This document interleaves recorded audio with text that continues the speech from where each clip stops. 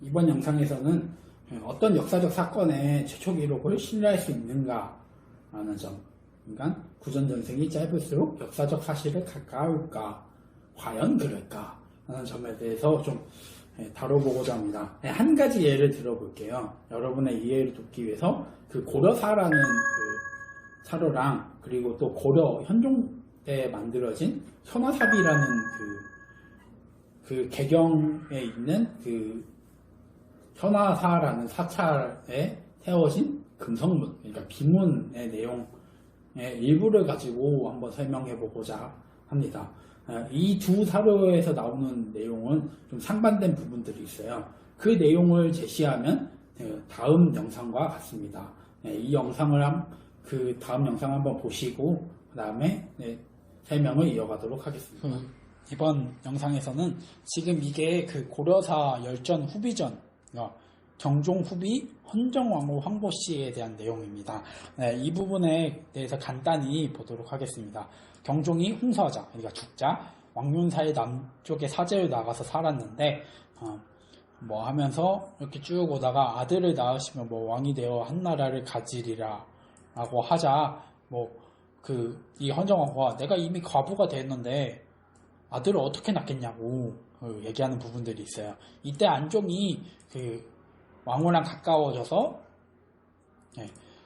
와가면서 통정을 하였는데 산 달이 가까워와도 사람들이 감히 말하지 못했다고 합니다. 그러다가 성종 11년 992년 7월에 그 왕후가 안종의 집에서 머물 때 그 집안 사람들이 장작을 뜰에 쌓아놓고 불을 지렀다고 해요. 그래서 백관이 불을 끌어 달려오기도 하고 성종도 급히 와서 안부를 물으니까 집안 사람들이 사실대로 말했고 안종을 유배 보냈다고요. 이 부분 좀 집중해 주세요. 유배를 보냈고 왕후가 부끄럽고 한스러워서 목을 놓아 울부짖다가 그 집으로 돌아갔는데 겨우 대문에 닿자마자 태동이 있어가지고 아이를 낳다가 죽었다라고 했어요. 그래서 성종이 유모를 골라서 이 아이를 키웠는데 그가 바로 현종입니다. 이 내용이 그 현종의 어머니 헌정왕후, 그러니까 효숙태후에 대한 그 고려사의 내용이고요. 그 다음에 이어서 이 금성문 집성이라는 책에 그 현화삽이라는 그 내용이 있는데 이거는 좀 천천히 내용이 좀 많아서 보도록 하겠습니다. 맨 위부터 성종 문희대왕, 그러니까 성종 말년에 거란이 침입해 오자 성종이 직접 그 군사들을 거느리고 물리치러 갔다라는 내용인데요. 출발하시기에 앞서서 최숙을 보내서 안종대왕에게 지금 이웃적이 침입해서 나라를 어지럽히니 짐이 직접 무리를 인솔하여 그 군대를 물리치러 나아간다. 서울에 어려움이 있을지 모르니까 그대는 가족들을 이끌고 잠시 남쪽에 안전한 곳으로 가서 이 어려움을 피해 있다가 변방이 조용해졌다는 이야기를 들으면 곧바로 행차를 돌려 돌아오라 라고 한 내용이 있어요. 앞의 내용과 좀 다르죠. 그렇고요. 이 효숙인의 왕태후라는 내용이 있어요. 그래서 얘가 대종대왕의 딸이고 성종대왕의 둘째 누나였다라는 점을 얘기를 하는 부분입니다. 왕실의 후예이고 종실 출신이었지만 검소함은 대련을 따랐고 아름다움은 금년을 부끄럽게 했다 이런 온갖 찬양하는 내용들이 이 안에 들어가 있습니다. 그러다가 수명이 길지 못해서 기도의 효염도 없이 그해 3월 19일에 궁궐의 보화궁에서 돌아갔다라는 내용이 있어요. 여기서 보면은 사통했다 이런 내용들 하나도 들어가 있지 않다는 점입니다. 좀 그런 부분들에 대해서 좀 여러분께 보여드렸고, 이게 약간 제가 이게 붓글씨 형태로 하지 못해서 여러분이 좀 보기에 불편하셨을 것 같은데 좀 양해를 부탁드리겠습니다. 두 기록을 봤는데 내용이 너무나도 다르죠. 일단 이 현화삽이라는 비문에 나오는 효숙태후 같은 경우는 고려 8대 임금인 현종의 어머니이자 고려 5대 임금인 경종의 5번째 비인 헌정왕후 황보씨예요. 먼저 고려사라는 그 서적의 경우 그 조선 세종 31년, 그러니까 1449년에 편찬하기 시작해서 문종 1년, 그러니까 1451년에 완성한 역사서예요.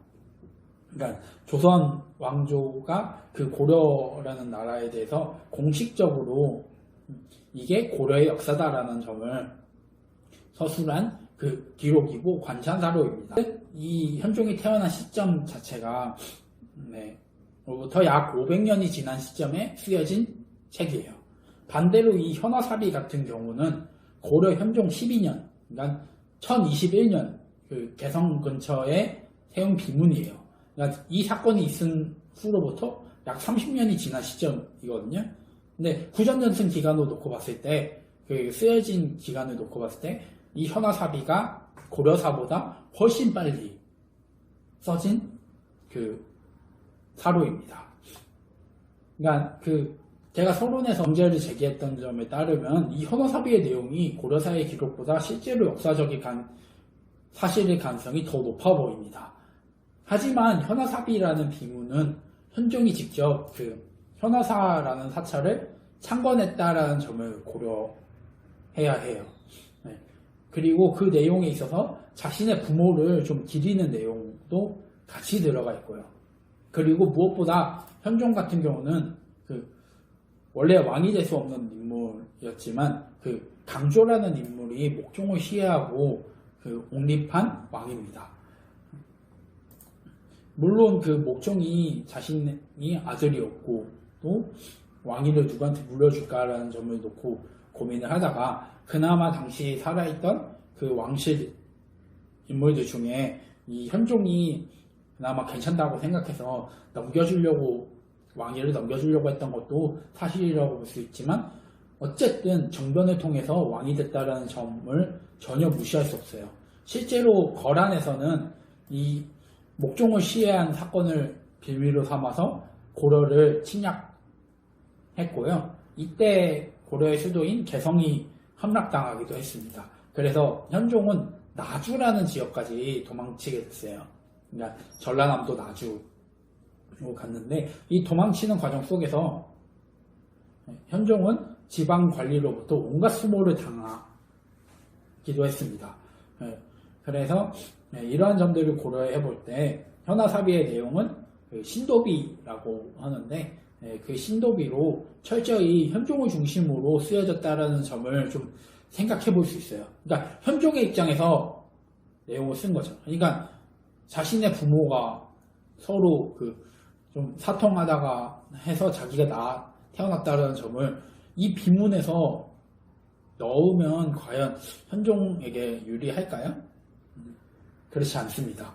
오히려 현종 자신의 그런 권위를 세우기 위해서는 자기의 부모가 얼마나 뛰어난 사람이었는지라는 점을 좀 많이 부각시킬 필요가 있었던 것이지요. 그래서 이 비문의 내용이 실제로 많이 왜곡되었을 거라고 현재 역사학계에서는 보고 있습니다. 하지만 이 모든 내용을 다 부정하는 건 아니에요. 사실 어느 하나가 틀렸다, 어느 하나가 좀 잘못됐다라는 점을 가지고 그 사료 자체를 전부 다 믿을 수 없다라고 얘기를 하면 아마 이 세상에 있는 모든 서적을 여러분은 믿으시면 안 됩니다. 분명 그 안에서는 띄어쓰기도 잘못된 게 있을 거고요. 문법이 잘못된 거 있을 수도 있고, 혹은 앞뒤가 살짝 안 맞는 논리적인 모순이 있는 책들도 엄청 많아요. 실제로 지금 쓰고 있는 책들도 논리적인 모순들이 발견되는 경우들이 엄청 많은데, 그게 한 가지라도 걸리면 절대 그걸 믿을 수가 없어요. 만약에 이 내용을 부정한다고 하면 모든 내용을. 그래서 사실 엄정한 사료 비판, 그러니까 꼼꼼히 사하는 사료 비판일수록 이게 왜곡된 부분 혹은 잘못 쓰여진 부분, 과장된 부분 이런 것들에 대해서는 좀 걸러내긴 하지만 그걸 걸러내면서 동시에 이 당시 역사적 사실이 무엇일까라는 점을 도출해내는 작업이 사료 비판입니다.